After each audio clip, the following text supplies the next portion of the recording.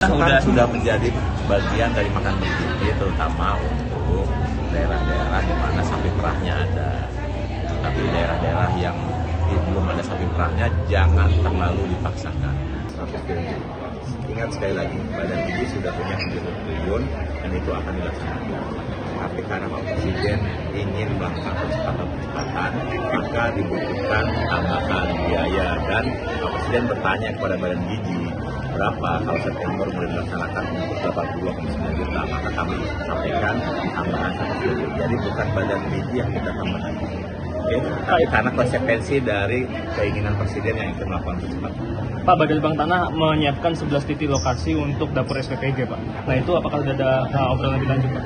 Ya gini, semua pihak sekarang welcome untuk terlibat.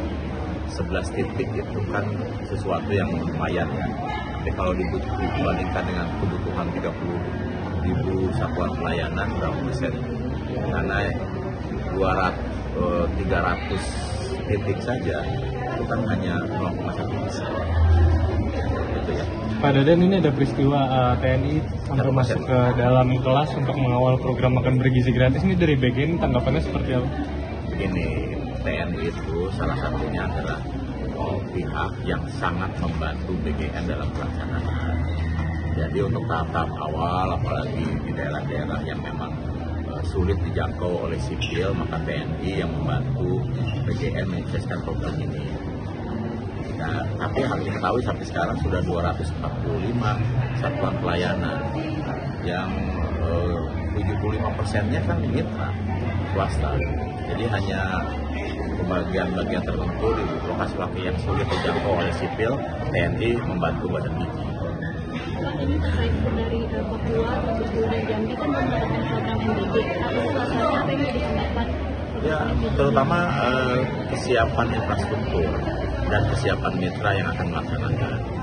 Jadi Anda harus tahu semua bahwa sekarang itu semua program yang dilakukan oleh Badan Gizi sampai detik ini itu kontribusi mitra. Penegasan soal tadi potensi serangga menjadi menu MBG ini seperti apa, Pak? Itu salah satu contoh ya, kalau ada daerah-daerah tertentu yang terbiasa makan seperti itu bisa menjadi menu di situ. Tapi itu contoh bahwa Badan Gizi ini tidak menetapkan standar menu nasional, tetapi menetapkan standar komposisi gizi. Nah, isi protein di berbagai daerah itu sangat tergantung potensi sumber daya lokal dan kesukaan lokal. Itu jangan diartikan lain ya.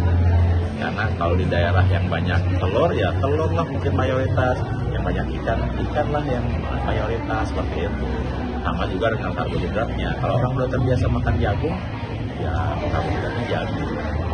Meskipun nasi mungkin diberikan juga, tapi di daerah-daerah yang memang tidak terbiasa makan jagung, ya makan nasi. Tapi ada bisa jadi Halmahera Barat itu orang biasa makan singkong dan pisang rebus gitu. Itu karbohidrat. Itu contoh ya. Contoh bagaimana keragaman pangan itu bisa diakomodir dalam program makan bergizi. Karena Badan Gizi Nasional tidak menetapkan standar menu nasional, tetapi menetapkan standar komposisi gizi. Sudah menjadi bagian dari makan bergizi, terutama untuk daerah-daerah di mana sapi perahnya ada. Tapi daerah-daerah yang belum ada sapi perahnya jangan terlalu dipaksakan, karena kalau dipaksakan akan meningkatkan impor ya. Jadi nanti biarkan populasi sapinya meningkat dan ada di setiap daerah, baru di situ nanti susu menjadi bagian dari program makan bergizi. Pak Dadan, ini kan sebelumnya dijanjikan bahwa penyelenggaraan makan bergizi gratis ini sistemnya reimburse. Nah, ini mekanisme reimburse-nya apakah sudah berjalan secara rutin atau seperti apa, Pak? Ini untuk yang 2 minggu pertama memang reimburse ya, karena anggaran Badan Gizi kan baru dibuka booking tanggal 6 Januari ya. Kami sudah melakukan proses reimburse dan kami sedang mengusahakan mulai Februari bukan lagi reimburse tapi uang negara ada di rekening mitra. Kan saat buka puasa karena beda ompreng, karena jenis makanannya pun berbeda. Khusus untuk yang di pesantren, di mana dia tinggal di pesantren, masak di pesantren, maka makan bergizinya diberikan pada saat itu. Oke? Ingat sekali lagi, Badan Gizi sudah punya 70 triliun dan itu akan dilaksanakan. Tapi karena Pak Presiden ingin melakukan percepatan, maka dibutuhkan tambahan biaya dan Pak Presiden bertanya kepada Badan Gizi berapa kalau September mulai dilaksanakan untuk 82,9 juta, maka kami sampaikan tambahan 1 triliun. Jadi bukan Badan Gizi yang kita tambahkan. Oke, tapi karena konsekuensi dari keinginan Presiden yang ingin melakukan percepatan. Pak, Badan Bank Tanah menyiapkan 11 titik lokasi untuk dapur SPPG, Pak. Nah, itu apakah sudah ada obrolan lebih lanjut, Pak? Ya gini, semua pihak sekarang welcome untuk terlibat. 11 titik itu kan sesuatu yang lumayan ya. Tapi kalau dibandingkan dengan kebutuhan 30.000 satuan pelayanan, berapa persen? Karena 300 titik saja itu kan hanya 0,1%. Gitu ya. Pak Dadan, ini ada peristiwa TNI sampai masuk ke dalam kelas untuk mengawal program makan bergizi gratis. Ini dari BGN tanggapannya seperti apa? Begini, TNI itu salah satunya adalah pihak yang sangat membantu BGN dalam pelaksanaan. Jadi untuk tahap awal, apalagi di daerah-daerah yang memang sulit dijangkau oleh sipil, maka TNI yang membantu BGN menyukseskan program ini. Nah, tapi harus diketahui sampai sekarang sudah 245 satuan pelayanan yang 75%-nya kan mitra swasta. Jadi hanya bagian-bagian tertentu di lokasi-lokasi yang sulit dijangkau oleh sipil, TNI membantu Badan Gizi.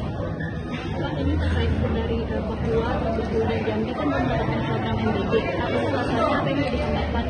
Ya, terutama kesiapan infrastruktur dan kesiapan mitra yang akan melaksanakan. Jadi Anda harus tahu semua bahwa sekarang itu semua program yang dilakukan oleh Badan Gizi sampai detik ini itu kontribusi mitra. Penegasan soal tadi potensi serangga menjadi menu MBG ini seperti apa, Pak? Itu salah satu contoh ya, kalau ada daerah-daerah tertentu yang terbiasa makan seperti itu bisa menjadi menu di situ. Tapi itu contoh bahwa Badan Gizi ini tidak menetapkan standar menu nasional, tetapi menetapkan standar komposisi gizi. Nah, isi